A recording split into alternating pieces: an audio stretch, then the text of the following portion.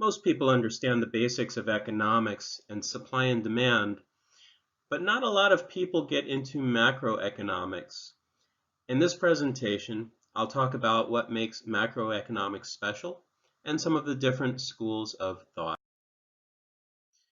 You may recognize some of these faces: John Maynard Keynes, Milton Friedman, and Ludwig von Mises.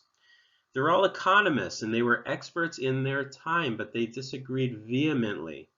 And the same holds true today. Many economists don't agree on anything.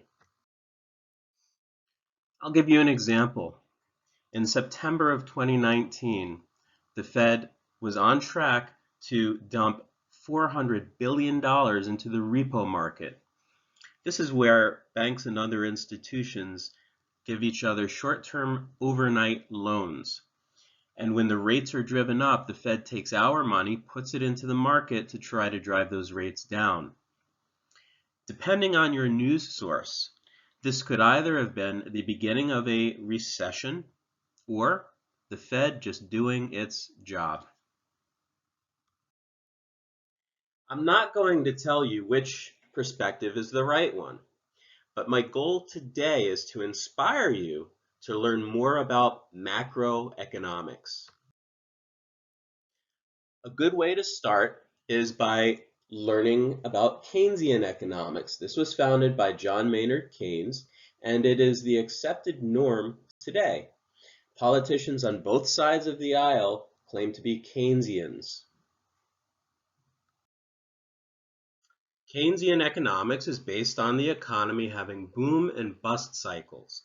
Boom cycles are when we have economic prosperity, and bust cycles are when we have high unemployment, recession, or worse. The goal in Keynesian economics is for the government to soften the blow when we get into a bust cycle so we don't end up in recession or worse. And so we start by first regulating businesses to stimulate employment. Then, when we are approaching a recession, the government takes your tax dollars, pumps them into the economy to stimulate growth. Now, this process creates a lot of debt. And so Keynesian economists say that we need to pay back this debt whenever we are prosperous. We do this by raising taxes and cutting spending. Here's the problem. Nobody ever pays down our debt. And this is because politicians are driven by re-election. Nobody's going to vote for a politician who raises taxes and cuts the programs that they want. One time in history, George H.W. Bush agreed to raise taxes in 1990, and he was not re-elected. Politicians learned their lesson, and this is party agnostic.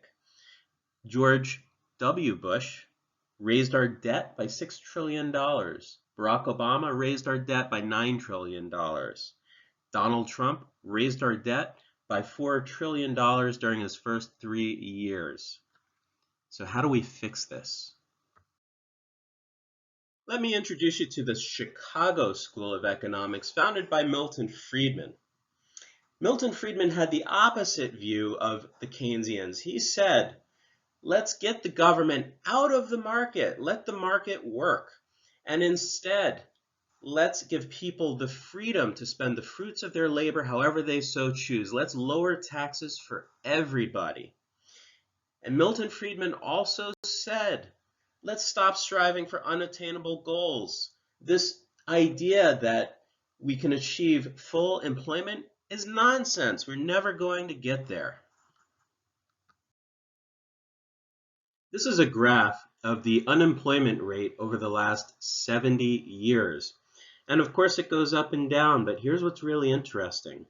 Whenever unemployment dropped below 4%, we ended up in recession every single time.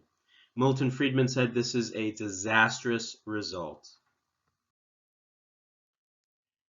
Despite the fact that the Chicago School of Economics and Keynesian economics arrive at vastly different conclusions about the economy, they are both orthodox systems of economics. They both base their logic on empirical data and math. Let me introduce you to the Austrian School of Economics, founded by Ludwig von Mises.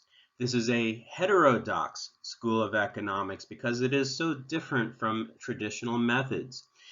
Mises rejected the idea of empirical data. He said that human beings are unpredictable. People are driven by purpose. This is known as praxeology.